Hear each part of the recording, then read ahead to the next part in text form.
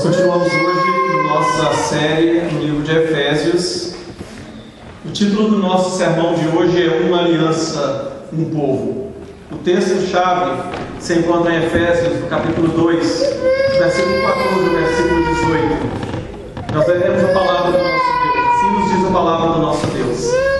Pois Ele, Cristo Jesus, é a nossa paz, o qual de ambos fez um e destruiu a barreira, o muro de inimizade, anulando em seu corpo a lei dos mandamentos, expressa em ordenanças. O objetivo dele era criar em si mesmo dos dois um novo homem, fazendo a paz, e reconciliar com Deus os dois em um corpo, por meio da cruz, pela qual ele destruiu a inimizade.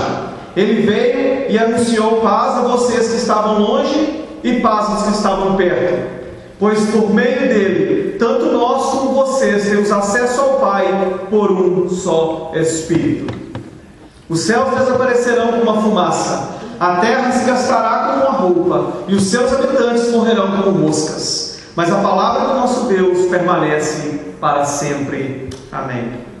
Meus irmãos, o apóstolo Paulo, ele após nós podemos agora ver a harmonia e a sequência que existe nas palavras do livro de Efésios. O livro de Efésios continua agora em uma harmonia completa com tudo aquilo que o apóstolo Paulo estava ensinando, e nesse texto em particular, ele ainda fala, ele ainda não desaparece com a ideia de judeu e gentio, mas ele ainda fala agora, introduzindo novamente um esclarecimento a respeito da distinção que havia entre o judeu e o gentio no Antigo Testamento, e como que agora Cristo vai fazer com que essa distinção desapareça, né? O apóstolo, ele fala que nós estamos longe. No versículo passado, na semana passada, nós descobrimos que nós antes estávamos longe de Deus, tá? Ele fala, meus irmãos, não só no passado, naquelas pessoas que estavam lendo a carta de Efésios, mas ele fala também de mim e de você, como que nós antes estávamos longe, nós estávamos desgarrados de Deus, nós estávamos separados de Deus. E ainda, é claro, meus irmãos, existem muitas pessoas assim nos dias de hoje, que embora eles participam de alguma religião, mas o seu coração, a sua vida, o seu viver está na realidade longe de Deus. E o apóstolo Paulo estava falando que nós que antes estávamos longe de Deus,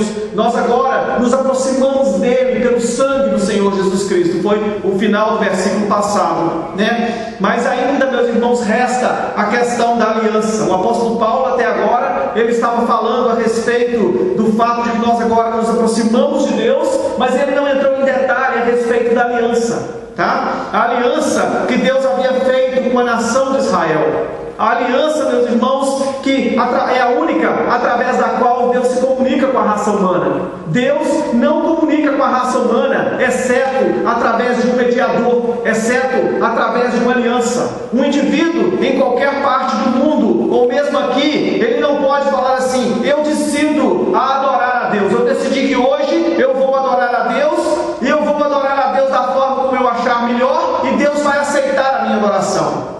Isso aí é um no-no, isso aí não se pode ser feito. Nós não podemos, pela nossa imaginação, pela maneira como nós acreditamos, pensar que nós vamos adorar a Deus e oferecer a Deus aquilo que Ele quer. Deus fala assim: não é assim comigo, eu sou Deus, eu decido como que a aliança entre eu e você vai ser estabelecida, eu decido quem dá as ordens aqui, para que nós tenhamos um relacionamento com Deus. É Deus quem dita a ordem, como Ele quer que esse relacionamento aconteça. Nós somos arrogantes muitas vezes e pensamos, imaginamos que nós podemos fazer com Deus da forma como nós fazemos às vezes com as outras pessoas, né? Ou da forma como nós negociamos com qualquer um. Mas com Deus não existe essa hipótese, não existe essa possibilidade.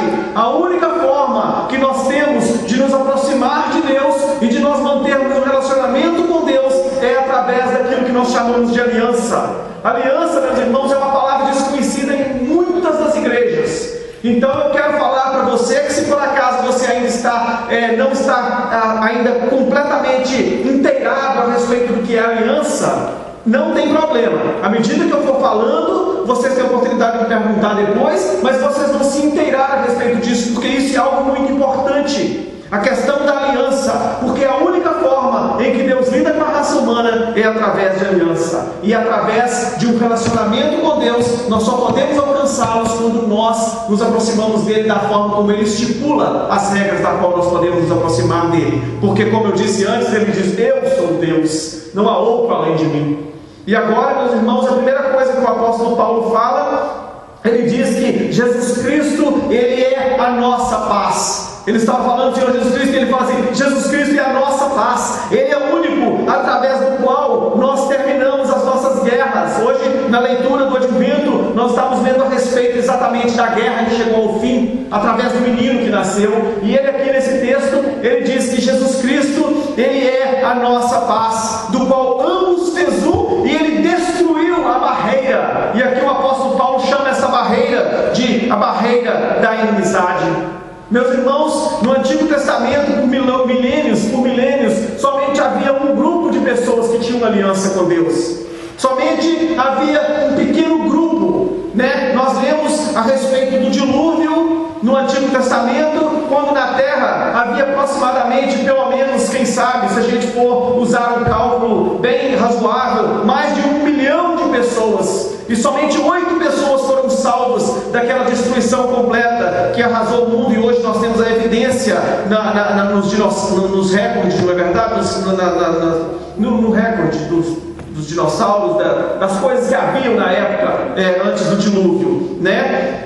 Então, depois daquela época, passou muitos anos, Deus então chamou a família de Abraão e fez com a família de Abraão também um grupo pequeno, entre todas as nações da terra. Ele fez uma aliança, e ele deu agora para Abraão uma determinada promessa, determinado contrato que ele fez com Abraão. E agora havia então um pequeno grupo em toda a terra, todos os outros países, todas as outras pessoas que habitavam na terra, nenhuma dessas pessoas tinha o conhecimento e sabia quem que era o Deus verdadeiro. O Deus verdadeiro tinha contato somente com a família de Abraão em particular. E isso tudo, meus irmãos, já era parte de um plano que Deus havia determinado, que ele, através daquela família, traria o reconciliador para todas as outras pessoas. E isso, meus irmãos, foi o que causou mais tarde aquilo que o apóstolo Paulo chama de a parede ou o muro de inimizade.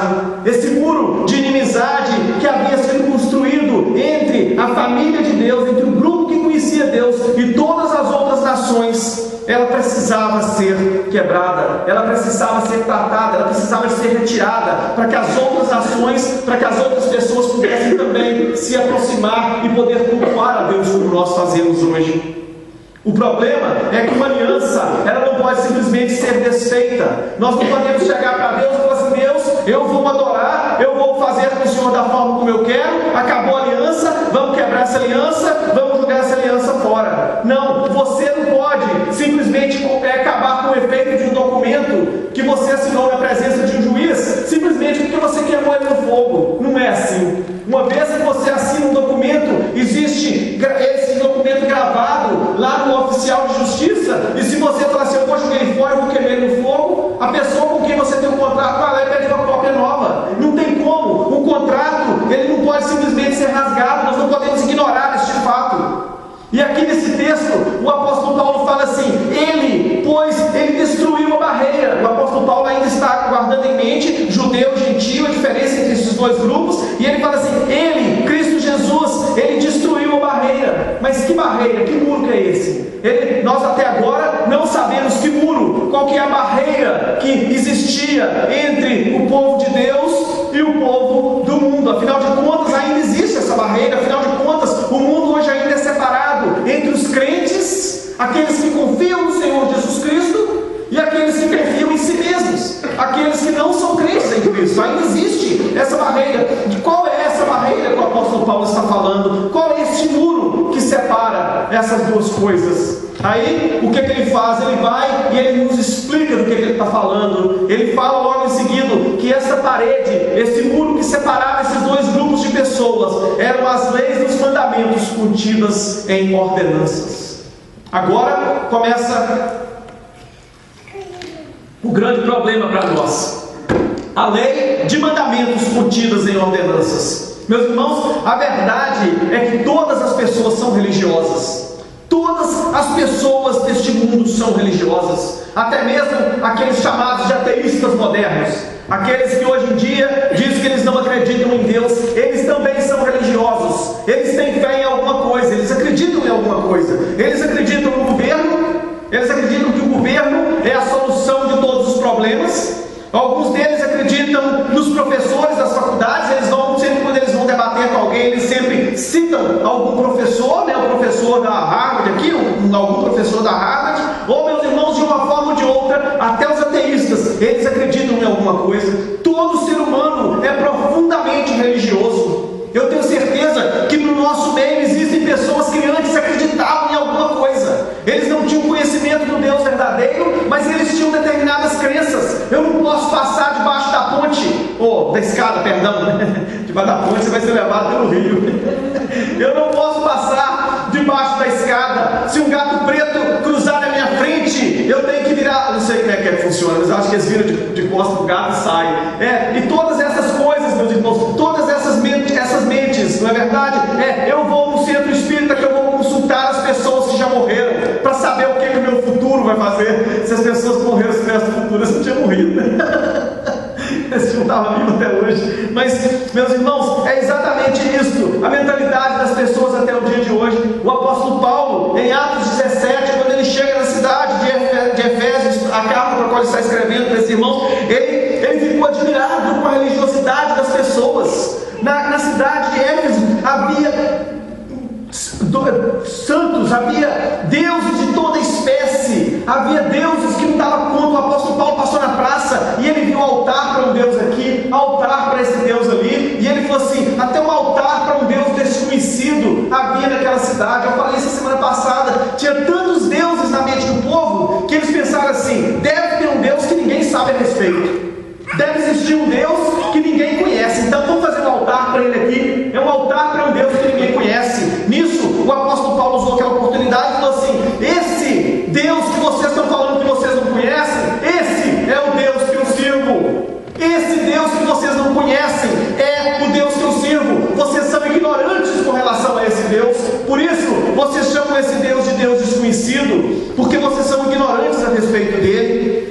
E meus irmãos, e todas as pessoas, eles têm uma forma, eles têm uma maneira de lidar com Deus. Todas as pessoas, ele tem a sua mente voltada para a forma como ele vai lidar com Deus. Ele tem um conhecimento em particular e ele acredita em todas as pessoas têm o seu próprio Deus. Todo mundo tem o seu Deus particular, né? Seja ele o Deus para livrá-lo das provações, para livrá-lo das lutas, o Deus para as horas de dificuldade, mas todos têm o seu Deus. E era o que acontecia na cidade de Éfeso. E hoje em dia, principalmente nos nossos dias, aonde existe aquilo que nós chamamos de subjetivismo no Evangelho, chamado neopentecostal, aonde as pessoas, eles acreditam que aquilo que eles sentem, aqueles sentimentos que eles têm, aquela intuição que eles têm, é Deus comunicando com eles. Eles acreditam que quando eles têm algum tipo de intuição, é Deus que está comunicando com eles. E isso, meus irmãos, é comum em outros nos nossos dias, mas isso não é bíblico, isso não provém de Deus. E na época do apóstolo Paulo, era assim também.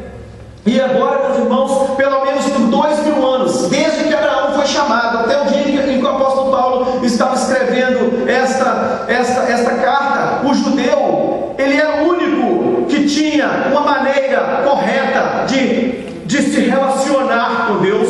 Todas as outras nações tinham seus deuses, a sua maneira de relacionar com eles, mas na realidade era somente o judeu, por 2000 anos, que tinha a maneira correta. Eles tinham conhecimento do Deus verdadeiro e ele tinha a forma correta de relacionar com esse Deus. E qualquer pessoa, meus irmãos, que relacionava com Deus da forma errada, ele não somente estava cometendo um grande pecado, mas era algo imoral e algo perverso quando alguém dizia estar se relacionando com Deus que não existia.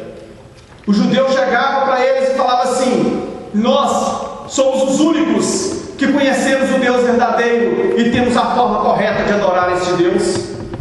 Os judeus chegavam para os gentios e falavam para eles: os seus profetas e as suas profetisas, os seus templos, as suas cerimônias sua existência religiosa, ela é insignificante, ela não tem valor algum, ela é uma abominação diante do Deus único, do Deus vivo e do Deus verdadeiro. E o judeu que parava por aí, ele falava assim: e a única forma correta é a que nós temos. Eu garanto para os irmãos que isso ofendia muito as pessoas. Isso, meus irmãos, era algo muito ofensivo. Esta mensagem, ela é tremendamente ofensiva. Ela era nos dias do apóstolo Paulo e ela ainda é nos nossos dias. Quando você chega para alguém que vai em alguma igreja e fala assim: a forma que você está cultuando a Deus, a maneira que você acredita em Deus, não somente é algo errado, não somente é uma maneira estúpida, mas é um pecado, é uma abominação diante de Deus. Eu te garanto que as pessoas ficam com muita raiva de vocês. Eu tenho experiência própria disso, muita, não é pouca, é muita. Meus irmãos, e o pior não estava só aí. O pior é que, por um lado, as pessoas ficavam ofendidas quando o judeu falava assim: o único Deus verdadeiro é o Deus que eu sirvo. Mas o judeu, por outro lado, ele ficava ofendido quando ele via a abominação que os gentios cometiam. Quando ele chegava perto de um gentio, ele se sentia impuro, ele se sentia contaminado. Ele falava assim: meu Deus, como que eu estou perto dessa pessoa que não só é ignorante, mas que comete tanta coisa errada, que comete tantos pecados abomináveis aos seus olhos. Meus irmãos, vocês agora podem perceber uma parede imensa que era construída e que havia sido construída entre um judeu e um gentio.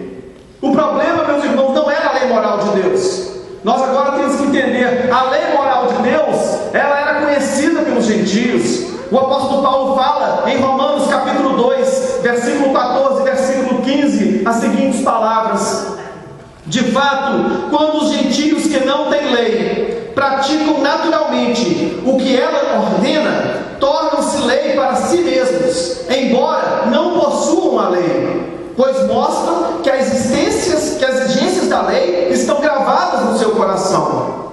Disso dão testemunhos também a sua consciência e os pensamentos deles, ora acusando-os, ora defendendo-os. O apóstolo Paulo está escrevendo os Romanos e falando assim: olha, os gentios, eles têm a lei moral de Deus gravada no coração. Eles obedecem a lei de Deus gravada no coração, que está gravada no coração deles. Em 1 Coríntios, no capítulo 5, o apóstolo Paulo diz para a igreja de Coríntios o seguinte: olha, vocês estão cometendo pecados terríveis que nem os gentios aceitam no meio deles. Ou seja, o povo da igreja de Coríntios, eles estavam cometendo coisas que até os gentios sabiam que eram erradas de cometer. Não era, meus irmãos, como se o gentio falasse assim: ó, nossa, eu detesto esse povo judeu. Você acredita que eles acham que matar é errado? Você acredita que o judeu acha que roubar é errado? Esse povo é terrível, eu odeio eles por causa disso. Não, os gentios, eles sabiam que matar, adulterar, roubar, que todas essas coisas não eram erradas. O problema do gentio não era com essa lei, mas o problema do gentio era com a lei cerimonial. O problema dele era que ele não conseguia entender a separação que existia entre o povo de Deus e entre eles. Essa lei era a lei cerimonial, era a lei que nós chamamos da lei da restauração. O homem pecador tem que ter comunhão com Deus, e a forma como ele volta a essa comunhão com Deus e recebe então novamente acesso a ele é através dessa lei cerimonial que nós temos tanto a respeito no Antigo Testamento. A lei cerimonial era a lei restauradora, era a lei que permitia que o homem pecador agora pudesse novamente ter a sua comunhão restaurada com Deus. E tudo isso, meus irmãos, que Deus preparou foi para que o Messias viesse ao mundo, foi para que Cristo chegasse. Toda essa lei era uma preparação para a vinda do Messias. Era fundamental para que o Messias viesse ao mundo, que o povo de Deus fosse completamente separado até o tempo da sua vinda. Deus, como eu disse antes, ele chamou Moisés, ele chamou Abraão, depois ele restabeleceu novamente a sua aliança com Moisés, e agora ele deu ao povo de Deus, para que o povo de Deus fosse completamente separado de todos os povos da terra. Ele deu para eles determinadas leis e ordenanças que os separava em tudo de todas as outras nações. nações. O judeu, meu irmão, da época, antes da época de Cristo, ele tinha leis alimentícias, viviam determinados tipos de animais dos quais eles não podiam comer. Vocês podem ler isso em Levítico 11, Levítico 14. Agora, meus irmãos, interessante que a comunhão das pessoas era estabelecida exatamente na mesa de jantar. Naquela cultura, e nós vimos isso com Abraão diversas vezes, a sua comunhão com as pessoas estrangeiras era na mesa. Ou seja, uma pessoa chegava na casa de alguém e ele se assentava para comer pão junto, e ali eles tinham uma confraternização, eles tinham uma comunhão verdadeira. E o que é que Deus fez agora? Deus pegou algo que servia para a união e ele transformou em motivo de separação, porque muitas das nações eles tinham como a sua base fundamental de alimento animais que era considerado impuro pelo aquilo que as escrituras ensinam. Ou seja, se uma nação tivesse como a sua fonte principal de alimento comida de porco ou de outros animais que a Bíblia proibia, agora a comunhão dele com aquele povo judeu agora estava quebrada. Aquilo que era motivo de união se tornou motivo de separação. Meus irmãos, havia alimentos que eram proibidos e que as nações eram com bases, mas não para por aí não. Na agricultura, no trabalho no campo, também haviam leis que regiam a forma como o povo de Deus que era separado havia de trabalhar. Por exemplo, não se podia colocar um boi para arar uma terra junto com um jumento. Quando o judeu passava perto da fazenda de um gentio e via ele lá com um boi e um jumento arando junto, ele falava assim: meu Deus, como que ele pode fazer isso? Que absurdo, que pecado terrível que ele está cometendo. Vocês estão percebendo agora a diferença que existia? E a roupa? A roupa do povo de Deus não podiam ser feitas com dois tipos de material. Era necessário que a roupa fosse feita somente com um tipo de material. Aí, quando o judeu ia comprar de algum gentio, ele falava assim: eu não posso comprar a roupa que ele vende, eu não sei com que ele fez essa roupa, eu não sei se ele misturou alguma coisa nessa roupa que ele não podia misturar, eu não posso negociar esse tipo de coisa com ele. Meus irmãos, e essa distinção que havia entre a lei moral que nós acabamos de falar que o gentio conhecia e essa lei cerimonial, que Deus havia dado ao povo de Israel, ela era conhecida pelo judeu. O judeu sabia que essa lei era única para ele. Ele sabia que o gentio, ele não tinha nenhuma forma ele não tinha necessidade de obedecer a essa lei, que essa lei era exclusiva para o povo que Deus havia separado. É tanto que nós lemos em Deuteronômio 14, 21, o seguinte, presta atenção: quando um animal morria na frente de um judeu, por exemplo, o indivíduo estava lá trabalhando e o animal, morria. Ele não podia comer aquele animal, mas ele podia vender.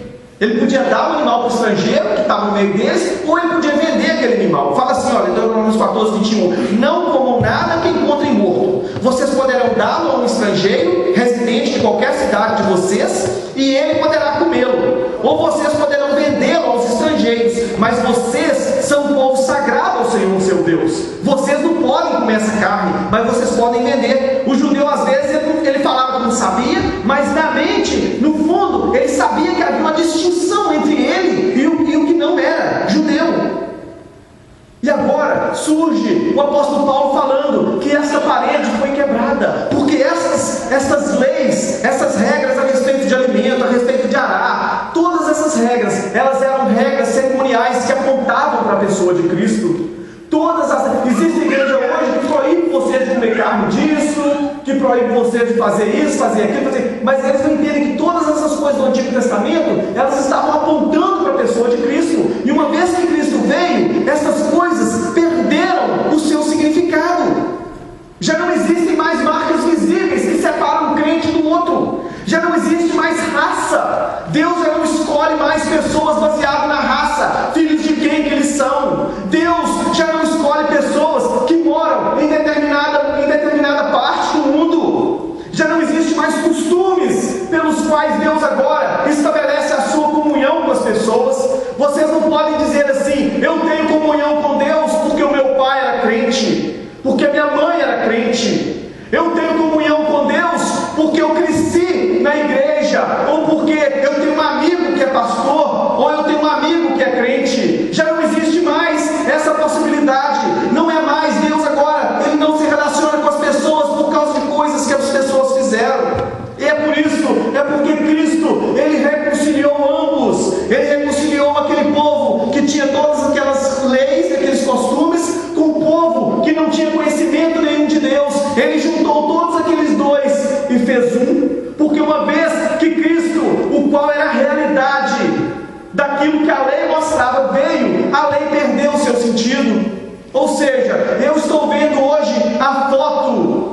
da Edilma, minha irmã. Mas quando eu vejo a Edilma, a foto já não tem mais sentido para mim, porque agora eu estou vendo quem a Edilma é. Vamos supor que você vai pegar alguém no aeroporto que você não conhece, eles mandam uma foto para você. Aí eles falam assim, vai lá no aeroporto e pega essa pessoa para mim. Aí você volta com a foto, entrega aqui a pessoa, toma ela aqui. Você não vai fazer isso. Você vai no aeroporto, você vai comparar, essa é a pessoa que eu estou levando. Aí você pega o João, leva o João lá para a casa do parente dele e fala assim, esse aqui é o João que eu trouxe para você. Você não volta com a foto e entrega a foto falando assim, aqui o João. A foto é só um papel. O João é o indivíduo que o qual você foi buscar. As coisas do Antigo Testamento, as leis cerimoniais, elas eram uma foto de Cristo. Hoje nós temos Cristo, que é o conteúdo daquilo que as leis mostravam. E por isso, agora, Deus rompeu aquela divisão, Deus rompeu a parede de separação, foi eliminado aquilo que separava o povo de Deus. Deus, meus irmãos, Ele agora, Ele não se identifica com um pedaço de terra lá no Oriente Médio. Ele não se identifica com uma nação em particular, até mesmo porque nós falamos que Deus é brasileiro.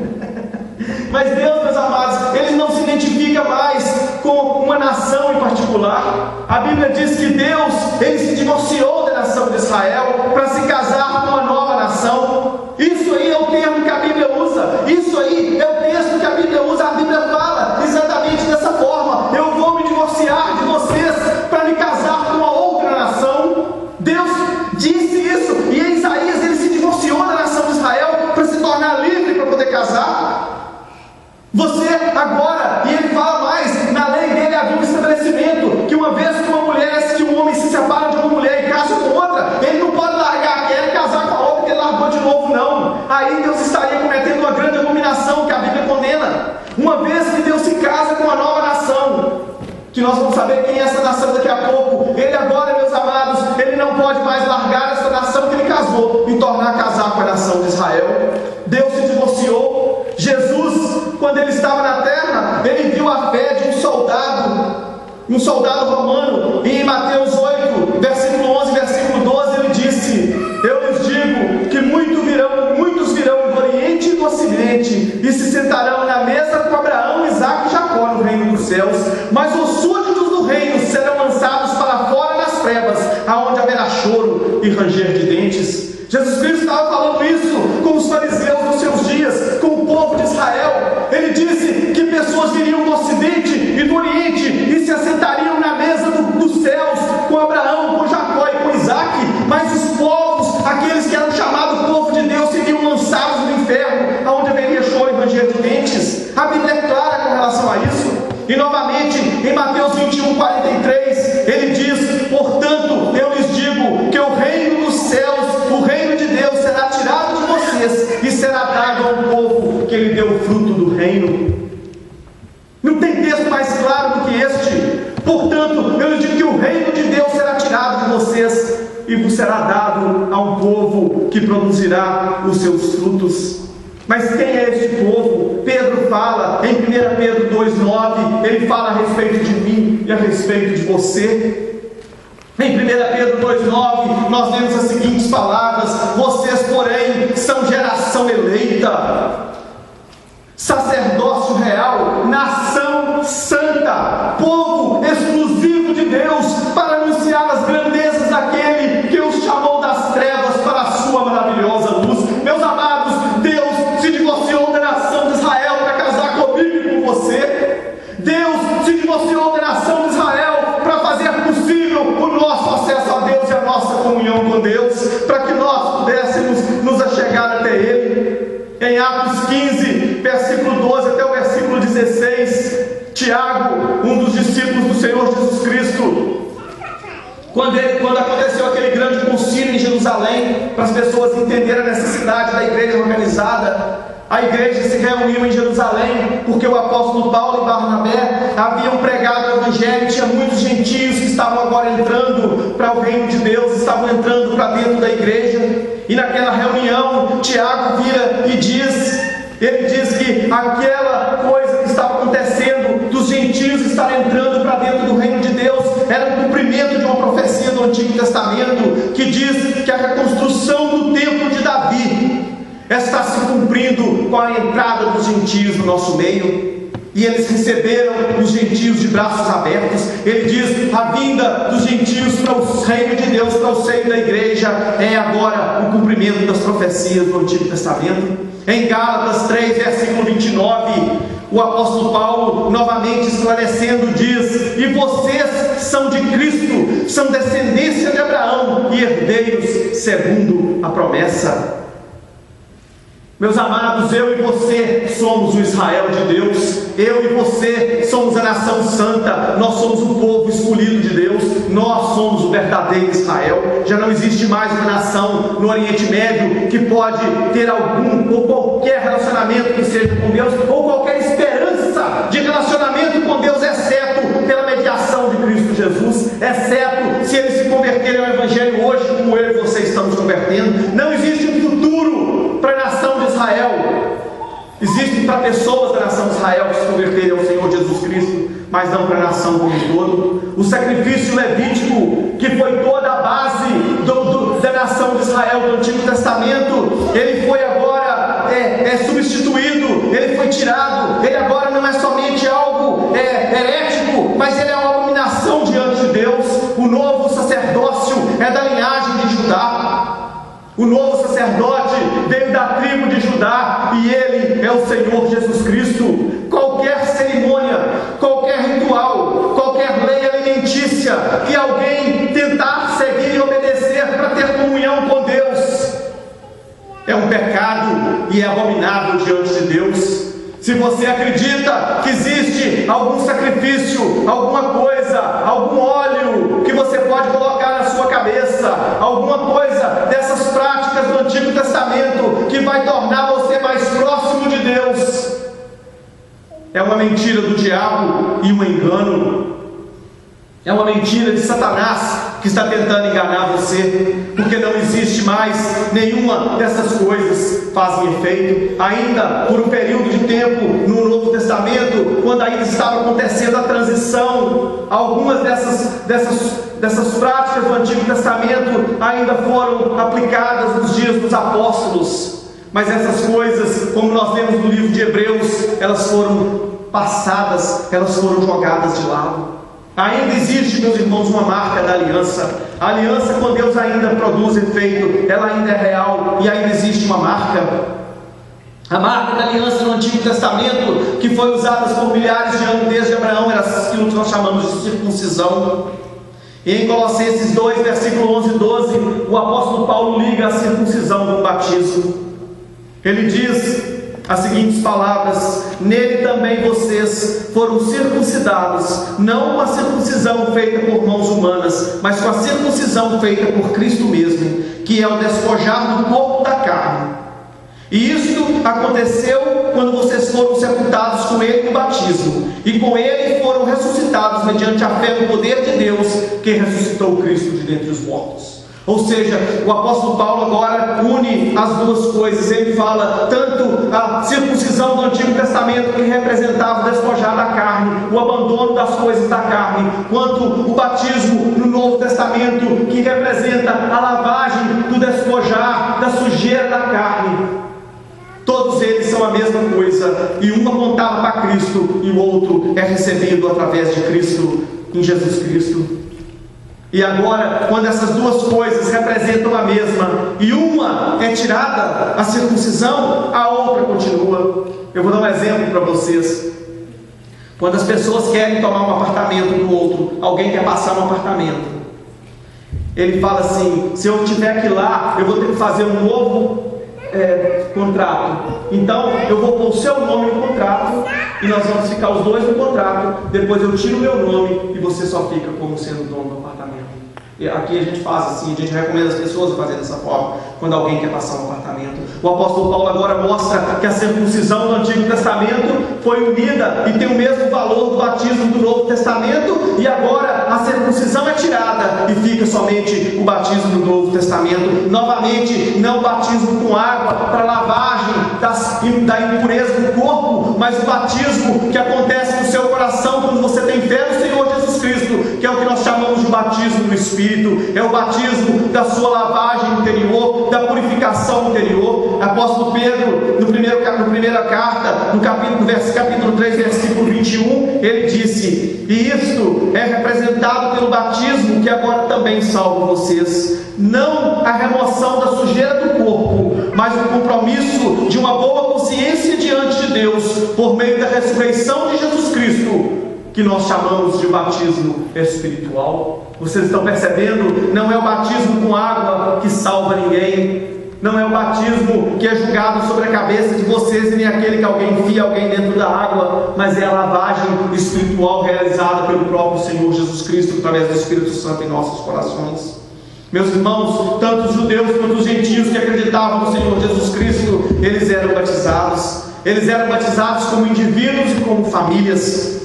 Em Atos 16, nós lemos que Lídia foi batizada junto com a sua família. Nós lemos a respeito do carcereiro também de Filipos, que foi também novamente batizado, ele e toda a sua família. E agora, em 1 Coríntios 1, versículo 16, nós lemos a respeito da família de Estefanos, a qual o apóstolo Paulo batizou em Coríntios. Meus irmãos, agora nós entendemos que o sinal da nova aliança, que é o batismo, é colocado sobre aquele indivíduo que tem fé no Senhor Jesus Cristo e todos os seus familiares.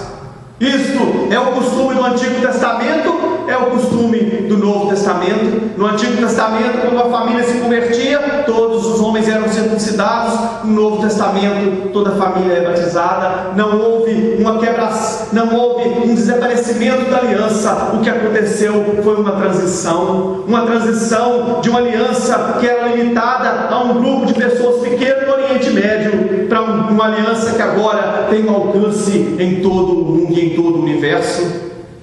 Todos têm acesso ao Pai pelo mesmo Espírito. O apóstolo Paulo nos ensina a seguir. Meus irmãos, não existe mais restrição de alimentos, não existe mais roupas, não existe métodos de arar a terra, não faz mais diferença a maneira como alguém ara a sua terra. Não existe mais raça especial para Deus, não existe mais lugar sagrado de adoração.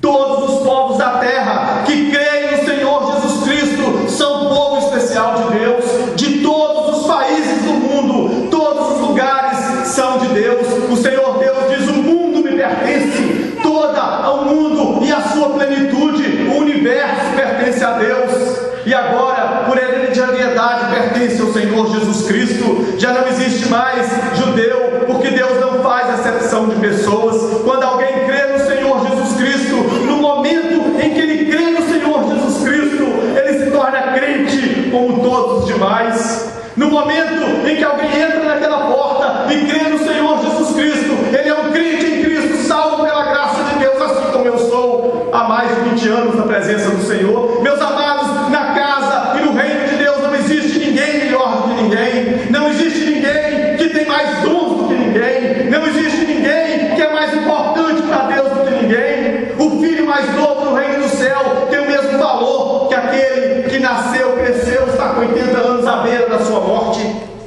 Deus ainda lida conosco de uma maneira individual. Cada um de nós cresce na graça de Deus, de acordo com como Deus ordena a nossa vida e o nosso crescimento. Mas não existe diferença entre um e outro. Todos os que creem no Senhor Jesus Cristo são crentes em Cristo como todos os demais. A fé que salva também é uma dádiva de Deus, como nós já vimos. Até a fé que salva. O judeu, ele se achava mais digno porque ele tinha algumas distinções. Ele achava que porque ele era descendente de Abraão na carne, porque ele tinha recebido a marca da aliança na carne, ele era mais merecedor da graça de Deus do que os outros. Mas Cristo rompeu essa distinção. Ele eliminou de uma vez por todas os costumes judaicos, todas aquelas coisas que o judeu praticava se tornaram estercos diante do Senhor Jesus Cristo. Vocês estão entendendo a grandeza de Cristo? Todos os sacrifícios você pode oferecer a Deus é esterco diante da beleza do Senhor Jesus Cristo, diante da grandeza do Senhor Jesus Cristo. Meus amados, não existe nada que o homem pode fazer, porque já foi tudo feito pelo Senhor Jesus Cristo. Aquilo que você pode fazer, que você pensa que vai aproximar você de Deus, é estupidez, porque Cristo aproxima você de Deus através da sua grandeza, da sua magnitude, da sua beleza. Tudo é esterco comparado com o dom de Deus em Cristo Jesus. Em Cristo ninguém tem do que se vangloriar. Aqueles que se julgam melhores, ou mais crentes, ou mais importantes, eles não têm do que se vangloriar, porque já não existe mais isso, porque em Cristo todos somos um. O apóstolo Paulo diz que para Deus já não existe grego, já não existe judeu, já não existe gentio, já não existe homem, já não existe mulher, já não existe escravo, já não existe livre, porque todos somos um em Cristo Jesus. Deus tem um povo, aqueles que têm a fé do servo Abraão. Deus tem um templo, é aquele templo que ele é construído, que somos eu e você, que somos construídos como moradas do Altíssimo. Ele já não habita mais em templo feito por mãos humanas. Aqueles que acreditam que Deus vai habitar um templo lá em Jerusalém, em Israel, algum dia, eles estão completamente fora daquilo que a Bíblia ensina, porque nós somos o templo de Deus, construídos como morada do Altíssimo. Deus já não tem mais um país. Os judeus que acreditam que porque eles moram naquele lugar chamado Israel, eles são povo de Deus porque habitam em um lugar particular, eles estão completamente errados, porque o país de Deus hoje é o mundo inteiro. Aonde alguém tem fé em Deus, ali ele é o povo de Deus. Existe um só tipo de alimento, todos. Qualquer alimento que for recebido com ação de graça é o alimento que foi permitido por Deus que você comesse, porque todas as coisas são purificadas pelo Senhor Jesus Cristo.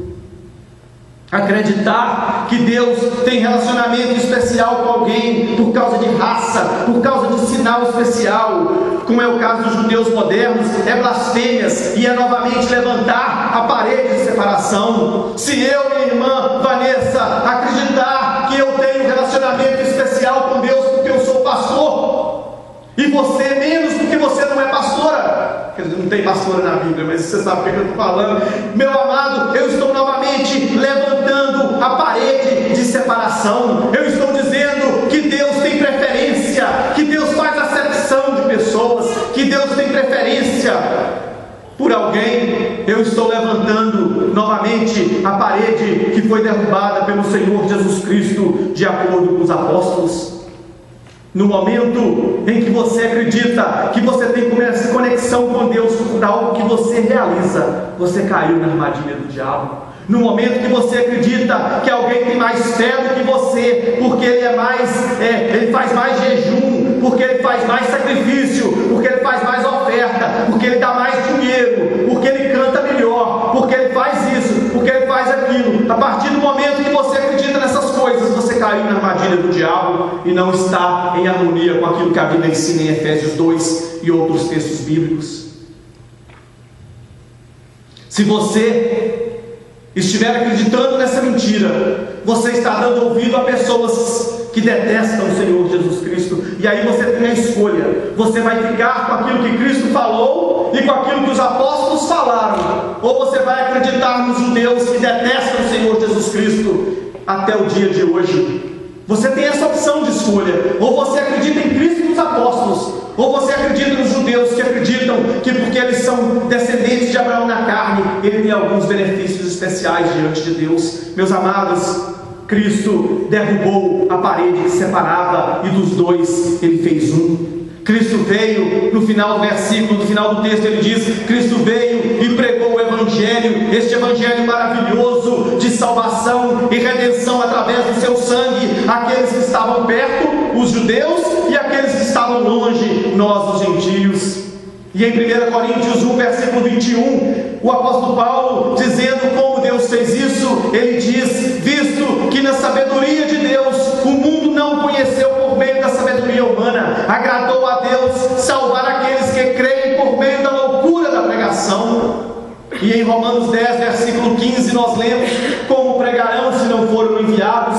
Como está escrito: como são belos os pés dos que anunciam boas novas, o nosso Senhor e Salvador Jesus Cristo, o anunciador de boas novas, aquele que rompeu a parede, aquele que quebrou o muro de inimizade, aquele que rompeu a parede que nos separava de Deus, e aquele que nos traz novamente em comunhão com Deus, que é o objetivo do Evangelho. O objetivo do Evangelho, meu amado, é fazer com que você tenha comunhão em um nível horizontal, em um nível vertical. Cristo veio para que nós não tivéssemos mais inimizades entre nós.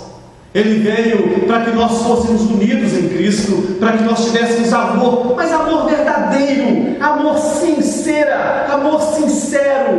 amor de preocuparmos uns com os outros nas dificuldades, amor de ter prazer em estarmos juntos, reunidos aqui na igreja, e um amor vertical, que é a nossa comunhão com o Pai, é estarmos unidos ao Pai através do Filho. Para isso é que Cristo veio, para isso é que Ele fez toda a sua obra, que é aplicada aos nossos corações através do Espírito Santo de Deus.